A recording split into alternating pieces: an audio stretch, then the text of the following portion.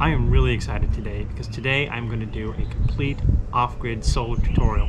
I got the idea from a user who left a comment asking all sorts of questions, and I thought, you know what, this is a video.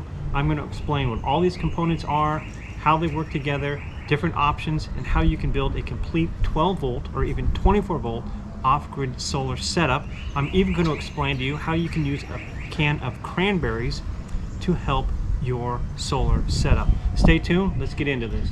So I reached out to LiTime, Giandel, and EcoWorthy. Told them I was going to be doing this educational video and asked them if they would donate some equipment. They were all so enthusiastic and so supportive. Every one of them donated equipment. These companies really support the DIY solar community. So please consider them as you purchase your equipment to build a 12 or 24 volt system or even a 48 volt system. They were very supportive. I was very impressed. I think they're really cool companies and they all put out incredibly good gear. So the first thing you have to do when you're building a system is you have to spec it out and figure out what size of a system you need. But before we get to that, I want to go over each component, the batteries, the inverters, charge controllers, wiring, fusing, explain what it all is, why you would choose it, what the different options are, how it all works together, how you would build a 12 volt versus a 24 volt system. We're going to do all that first, then we're going to spec out an actual system. I'm going to show you all the steps that you need to take to do that, and then I'm going to show you how to wire it all together. So we got a really exciting fun day ahead of us. Every system, big or small, starts with the solar panels. That's where the sun's energy comes into the system, so that's where we're going to begin.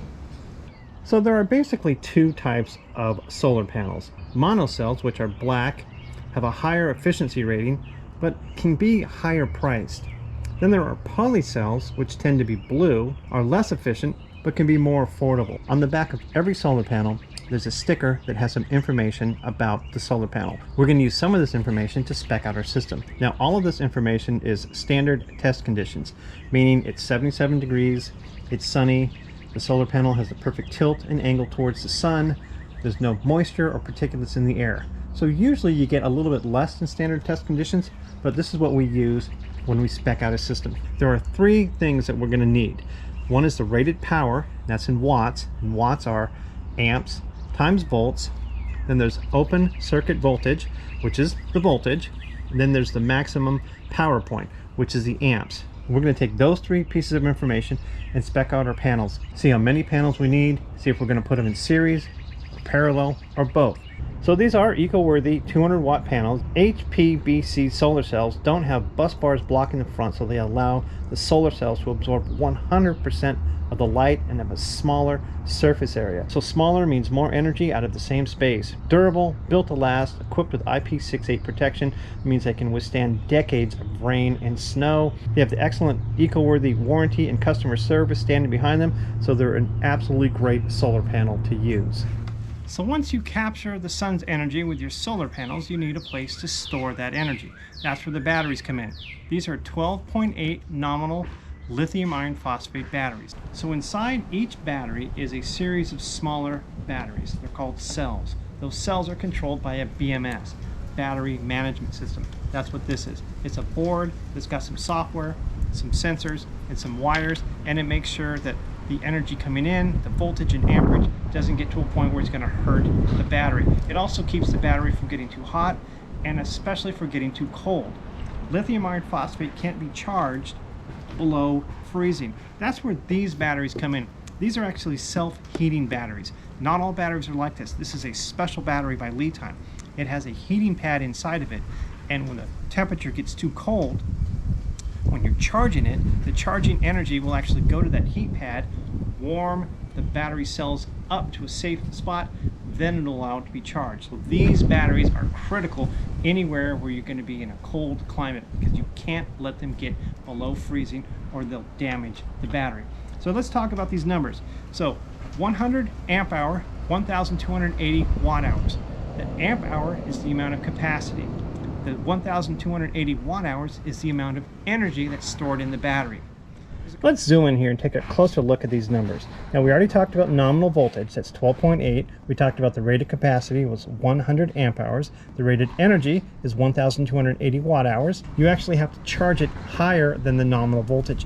So this battery can take a charge up to 14.6. So when you hook it up to a charger, whether that's a battery charger or a charge controller or any other way of charging the battery, when it gets to 14.6 voltage, the BMS will shut down the battery. It won't allow any more charging. The maximum continuous charge and discount current of 100 amps is really critical, and we're going to get into that more.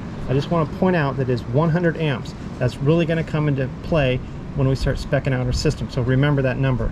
So I want to show you one more thing. Now, these are two 12-volt batteries.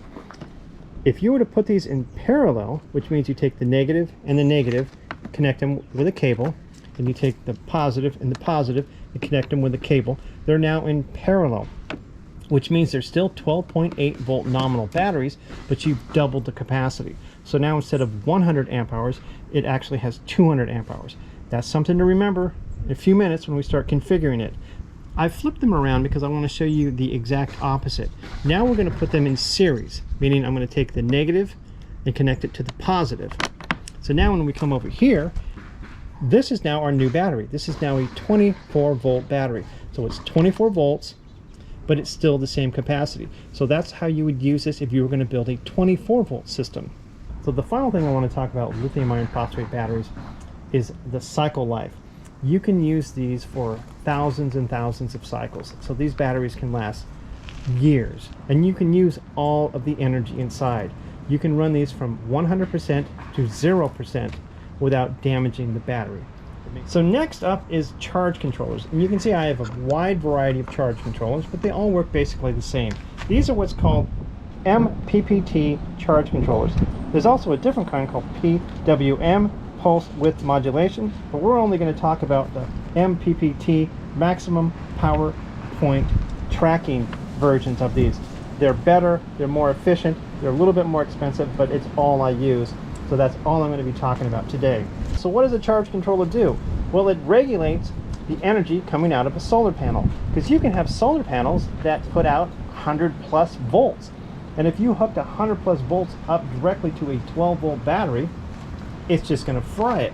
So what these do is they take that voltage, whether it's 20 volts or 100 volts, and they bring it back down to 14.6 volts so the batteries don't get hurt. So the numbers you see here are really, really critical to when we start speccing out our system. So I'm going to briefly mention what they mean. This 75 is the volts, this 15 is the amps. And when we go to spec out our system, these are going to be very, very critical. So we'll come back to that. Just remember these numbers, 75 and 15. So the next piece of equipment we're going to be talking about is the inverter, and it controls the power. Batteries are the energy, and inverters are the power. And the power is the rate of the energy being consumed in your system. That's going to be critical when we start speccing this thing out. There's two basic kinds of inverters out there. There is modified sine wave and a pure sine wave. I'm only going to be talking about pure sine wave. Modified sine wave inverters are cheaper, but to me they're just junk. They're not worth buying, they're not worth owning, they're just not reliable, they're not as powerful. I'm not going to talk about them. We're only going to be talking about pure sine wave inverters. Now, pure sine wave inverters can also be broken down into two main categories: low frequency and high frequency. These are all high frequency inverters. I have low frequency inverters, I use them and I like them, but for our application we're only going to be using high frequency inverters. Let me tell you what the difference is. In a nutshell, low frequency inverters use a large transformer to take that stored DC energy and turn it into AC energy. They tend to be bulkier, they tend to be heavier, they tend to be more expensive, but they tend to be more reliable. Now, high frequency inverters have advantages because they are smaller, lighter, they usually have less idle consumption, and really nowadays the technology has changed to the point where you can use a high frequency inverter in places where you couldn't before. For example, traditionally a low frequency inverter is what you would need if you were going to start a large inductive load, like a large motor, air compressor, something like that, because the initial surge would overwhelm a high frequency inverter. But high frequency inverters have come a long way, and they can now take much more of a surge. So even though low frequency inverters are still more reliable, more dependable, and can do more, high frequency inverters are now at the point where they're really usable in most applications. So that's what we're going to be using. So as you can see, there's many different sizes of inverters, and they all have different numbers on them. So let's zoom in and explain what these numbers mean. So 1200 watts, that's the rate of power that the energy is going to be consumed. So this can power up to 1200 watts of devices. This is a 24 volt inverter, so that means you'd have to hook it up to a 24 volt system. Right here, this means it's going to output energy similar to if you plug something into the grid. 120 volts and 60 hertz. That's standard North American grid output. Now let's go to this one. This one is a 2000 watt inverter. So that means it can output 2000 watts of power. So now this one is a 12 volt inverter, but you can see it outputs just like the grid at 120 volts and 60 cycles. Now let's go up to this one. This is a 4000 watt inverter. It can actually surge up to 7000 watts. But you can see it's still a 12 volt inverter and outputs just like the grid at 120 volts and 60 cycles. So there's many different types of inverters. The type of inverter you use depends on how you spec out your system. So that's all the main equipment. Now I'm going to talk about the wiring and the fuses and tools that we're going to be using. So it's not going to take a lot of complicated tools. You can see I have a basic ohm meter, which you can get anywhere. I got that one from Harbor Freight. I have just a socket set, wire strippers, some basic screwdrivers. So you don't need advanced tools to do this. Basic tools that you probably already have are all you're going to need. Now let's talk about wires. Wires come in all sorts of different sizes. We're only going to be using copper wire. But you can see there's different sizes here. This is a 2-aught cable. This can take a massive amount of current. Now this is a 2-gauge wire. It can take a lot less current. This is an 8-gauge wire. It can take even less current. So I'm going to explain where, when, why you would use all these different wires. Now let's talk about circuit breakers real quick. You can see each one's a little bit different. This one does 250 amps, this one does 50 amps, and then this one looks totally different. In a few minutes when we spec out the system, I will explain why, where, and how we're going to use these. Now these are fuses. All sorts of different types of fuses. These are A and L fuses. These are terminal fuses. This is what they call a class T fuse. We're going to talk about all of that, when, where, and why you would use that. So next up is bus bars. These are where you hook up different wires, and you've got to make sure that your bus bars match your wire size as far as amperage. For example, if you're running a 100 amp system and your wire is good for 100 amps, you want to make sure that your bus bars are also good for 100 amps. So we'll come back to this when we're specing out our system. This is a battery switch. It allows you to turn on and off the system. We'll be talking about where that comes into play too. The final thing we're going to look at before we start specing this out, this is a shunt. This goes on the negative side between your battery and your inverter, and it lets you monitor everything that's going on with your system. So that's an overview of all of the pieces, parts, and equipment. Now we're going to spec out the system, and I'll explain how to pick the right battery, the right inverter, the right charge controller, the right wires, the right fuses, and the right circuit breakers for your system. So you may be thinking, hold on there, Professor. I'm more confused now than when I started the damn video. None of this makes any sense. That's all right. I wanted to give you a general overview and a background of all the components and tools before we started speccing out the system. So as we spec out the system, you'll now have something to relate to. But I'm going to talk in more depth about all the specifics as we build this system out.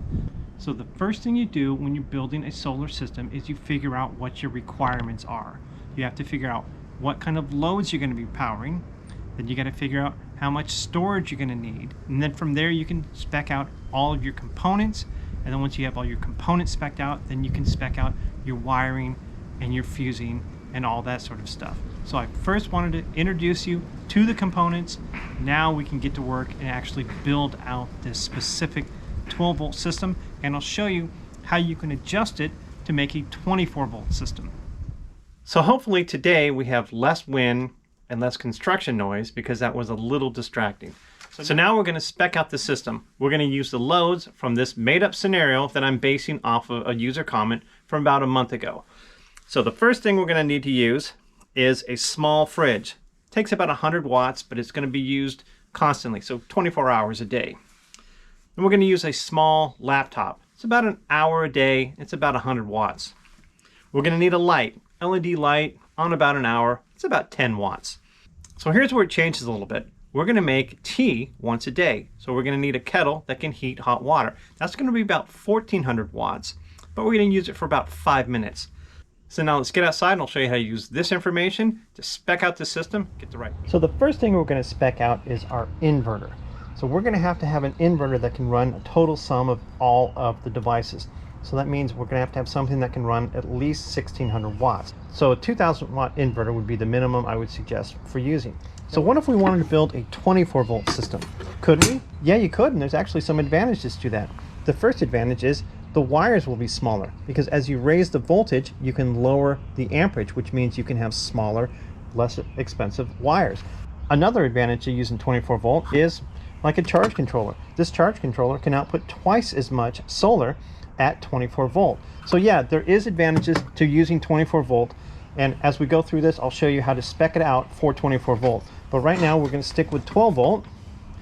And like I said, this would be the minimum that you could use to do that. Now when you're sizing out inverters, you don't want to pick something massively oversized. Like for example, say we were just running a light bulb. You wouldn't need 2000 watts for a light bulb. You would just be wasting stuff. But what I suggest you do is size for the future. If you know you're going to be using 1700 watts now, what about in a year from now or 2 years from now? Giandel makes really inexpensive quality units, but they're still cost hundreds of dollars. So you don't want to be buying inverters all the time. So what I suggest, and what we're going to do today, is we're going to use a 4000 watt inverter. Now we're only going to be running 1600 watts through it, but that way we have some expansion if our future needs change. So this is the inverter that we're going to use to power this system. So now let's talk about our batteries. We're going to use two 12 volt 100 amp hour LiTime self-heating batteries, and there's several reasons why we're going to use two. One is the power. Remember, these batteries can output a maximum current of 100 amps, but if the inverter can do 1610 watts and we have 12 volt batteries, that means that we're going to need 134 amps. So one battery is not going to be enough, so we need two batteries to share the load so we can power that inverter. Now Giandel actually recommends 800 amp hours for a 400 watt inverter, but remember, we're not going to be using the 400 watts, so I think we're going to be good at 200 amp hours. But the more is better. The more batteries you have, the less stress you're going to put on each battery. The second reason we're going to use two batteries is because of the energy. We're going to need 2500 watt hours, and two batteries is going to supply us enough energy to get through the entire day with no sun. Choosing the inverter and choosing the batteries are relatively straightforward. This is where it gets a little bit tricky. We're going to spec out the amount of solar panels we need to bring into the system. And to do that, we need not only the solar panels, but also the charge controllers, because remember, the charge controller regulates the solar panels. So first we got to figure out how much we need. Well, remember, we have 2500 watt hours of battery. So we're going to have to divide that by the amount of sun. Average sun's about 5. We're going to be conservative. It might be more where you're at, might be a little bit less. So 2500 watt hours divided by 5 means 500. That means we need solar panels of at least 500 watts. Now I'm going to round up. You always want to round up because you want to have enough to charge your batteries and also use the devices during the day. So I'm going to do 800 watts of solar, but you could go up to 1000 watts if you wanted to. So what happens if you oversize your panels and charge controllers, but you only have two batteries? So you get a ton of panels. Like let's say you get 2000 watts of solar panels and you buy a charge controller that can do 80 or 100 amps output. Well, you got to make sure that you don't send too much charge current to your batteries. Now these batteries can take up to 100 amps of charging, but not all batteries can. Some batteries only want 20 or 50 amps of charging. So if you do oversize your charge controller and your solar panels, make sure your batteries can handle all of the energy that they're going to be outputting. Remember when we were at the back of that solar panel and we saw rated power, open voltage circuit, maximum power point? Now we're going to use that information. So we need 800 watts of solar. Our rated power is 200 watts. So that means we need 4 solar panels to get to our 800 watts. So the open voltage circuit is 21.6. So if we put all 4 of these solar panels in series, we would have 86.4 volts. So we would need a charge controller that could do 100 volts. Now remember, this little guy here can only do 75 volts. So this isn't going to be big enough. This one here can do 100 volts. So we'd need to use this charge controller. Now that we've spec'd out all of the equipment and we know what kind of amperage is going to be going through everything, we can now spec out and pick the wires, the bus bars, the fuses, and the circuit breakers. They're going to match the energy going through this system. Now we're going to have a terminal fuse on both of these parallel batteries, but we still need a fuse between the batteries and the rest of the system. We know that 125, 130 amps of current is going to be about the maximum we're going to run through our system. So we're going to use an ANL 150 amp fuse in between the batteries and the rest of the system. Because our panels are going to be in series, we don't have to fuse everything like we did with our batteries, but we still need a disconnect between the solar panels and the charge controller. And to do that, we're going to use this. And we use this because this has a high voltage. These little guys right here, they're good to about 48 volts, but our panels are going to be pushing out 80 plus volts. So we need something that is very high voltage. So that's why you use one of these. So this one can go up to 1,000 volts. We know the maximum amperage coming from the solar panels is going to be 10 amps. So we're going to use a 15 amp breaker. So this is going to be 1,000 volts and 15 amps. We're also going to add a circuit breaker between the charge controller and the battery. Now this is a 40 amp charge controller, so we're going to use a 50 amp circuit breaker. This is also a great way to isolate if you want to turn off your charge controller and leave everything else on. So now for the wire and the bus bars that we're going to use. This bus bar here is rated for 100 amps, so it's going to be a little too small because remember, we're going to be pushing over 100 amps between the battery and the inverter. Now I have ordered bigger bus bars, but they're not here. So for this demonstration, I'm just going to use my homemade copper bus bars. These are rated at several hundred amps, so they're definitely going to be more than enough, but I would not recommend that. I just wish that my actual bigger bus bars were here, but I can't wait any longer. Now as to wire, we're going to use 10 gauge wire from the solar panels to the charge controller and from the charge controller into the system. That's going to be more than enough. We're going to use 2 gauge wire from the battery and the charge controller. As long as we keep the distance short, that'll be plenty. If we were going to have longer distances, we would have to bump up to a thicker wire. And if we were to build a system that could use the maximum power of this inverter, we would need to definitely bump up to a larger wire. So I'm finishing up putting these 125 amp terminal fuses on both of the positive side, because remember, this 12 volt system is going to have these in parallel. But if you wanted to adjust and make this a 24 volt system, you could just flip these around, connect the positive and the negative, and then just use this. You wouldn't need to put a fuse on each one. You only need to do that because these are going to be in parallel for the 12 volt system. So next I'm going to put the wires. I'm going to use black for the negative and connect these.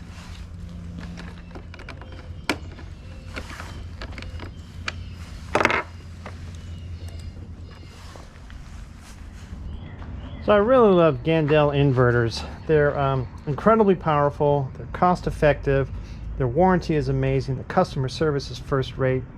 They just put out a ton of power and they're always reliable. All of that goes without saying, but one of the things that I really think is cool is their design of the DC input. It is the best I've ever seen. It isolates them and it protects them so you're not going to short circuit.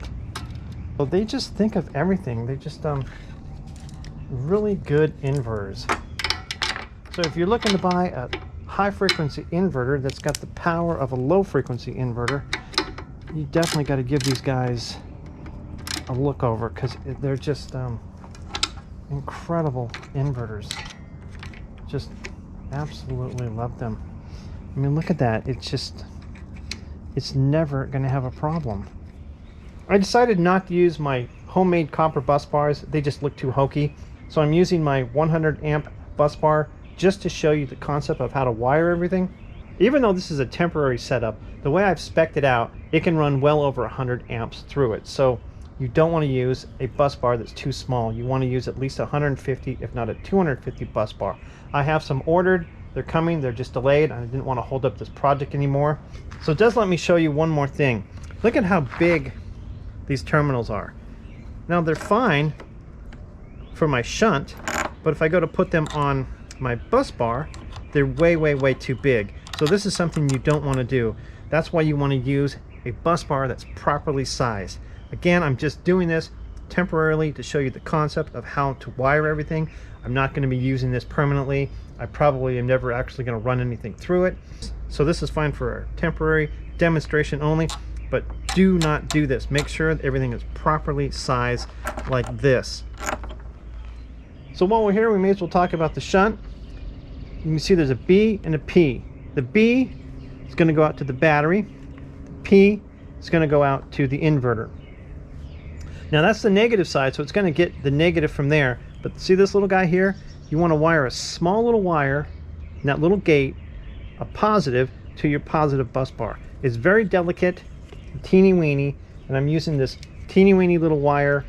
It's going to be almost impossible to film, but that's what I'm going to do. Take this little teeny screwdriver, put it in there, close down that little teeny gate. So I got that teeny weeny little wire hooked up. I'll cut this to size in a second. I'm going to take this wire that has the P, put that on this end of the shunt. Tighten that down. Another tip is I'm going to take red liquid electrical tape and mark this wire, because this wire is a positive wire. And black signifies negative, so I don't want there to be any confusion. So now we're going to hook it up to the bus bar.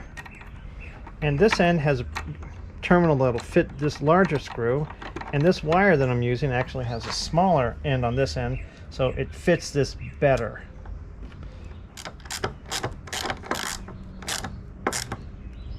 Now I'm going to wire the negative side of my battery to the negative bus bar. I'm going to use this terminal over here, go to here. Then when I do my positive, I'm going to use this terminal. Notice how they're exact opposite. One's on this battery, the other one's on this battery. What you don't want to do is do this, because then this battery will get used, this battery will not get used as much. So you want to alternate it so the energy is going all the way through the battery.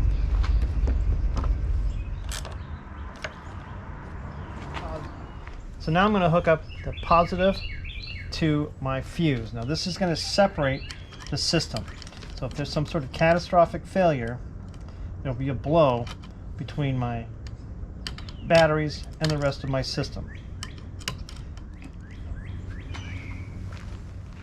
So again, I've taken a wire that was a black wire. I put red on it to identify that it is a positive wire. I'm putting that on my positive bus bar.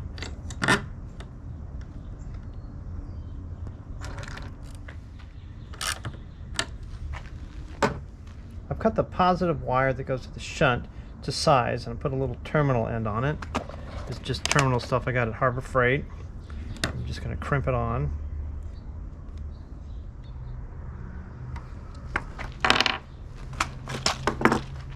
Now when I connect this positive wire to my positive bus bar, I will have completed the circuit and the batteries will be able to run the inverter. It's best practices to do your solar panels after your batteries are hooked up. But if I was to put this on there now, it could spark, because what's going to happen is the capacitors inside the inverter are going to want to fill up.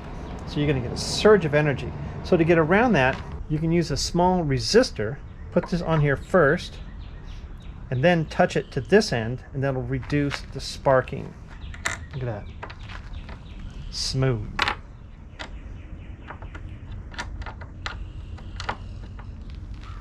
So here is the monitor for the shunt, and you can see it's showing 99%, so we have a full battery.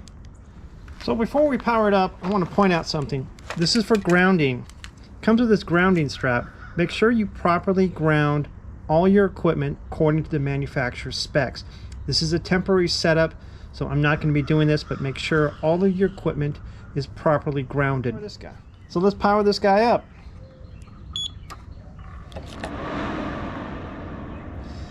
So more things that I love about this inverter, it's got this inverter remote, so you can mount this somewhere and you can see what's going on with the inverter. It actually has a remote control, so you can start it remotely. It's got an incredible screen that tells you everything that's going on. It's got a terminal block, so you can hardwire it. It comes with extra fuses. There's just so many things about this inverter. The GFCI outlets. It is so powerful, so feature rich. It's just an incredible inverter. But as you can see, our system is running. We could technically hook stuff up and run things. Now we still have to hook up the charging so we can get some energy into the system. Let's do that now. So now we're going to hook up the charge controller. I've got my 50 amp circuit breaker, got my 10 gauge wire. Now there's 3 different sets of inputs here. This is load and we're not going to use it, but this would go to DC stuff if you wanted to run it. This is the battery, positive and negative. We're going to hook up this first, and then this is going to go out to the solar panels. So to insert it, you just take a screwdriver, open up the gate. We're going to be sliding it in right there, positive and positive. Put it in. Close down the gate. We're going to give it a little pull to make sure it's snug. That's the positive. We're going to do the negative. We're going to go negative to the negative bus bar. So I've connected the negative to the negative bus bar, and I'm going to insert this into the negative side of the battery. Same idea, goes underneath that gate, and I'll tighten it down. I've hooked up a positive to my positive bus bar. Now we're going to run this to here, and we'll be able to turn on the switch and power up the charge controller. Now to use the EP charge controller, you need to have an MT50 because it doesn't have Bluetooth. So we can plug that into the COM port and we can watch it come online. It's probably going to say 24 volt because I pulled this off of my other system. I'll show you how to change that. So we're going to turn it on. Look at that. Let's see, just like I thought, it's going to say 24, so it's going to give us an error in a second. And that's no big deal. To change it, you just go here, go down to panel control parameters,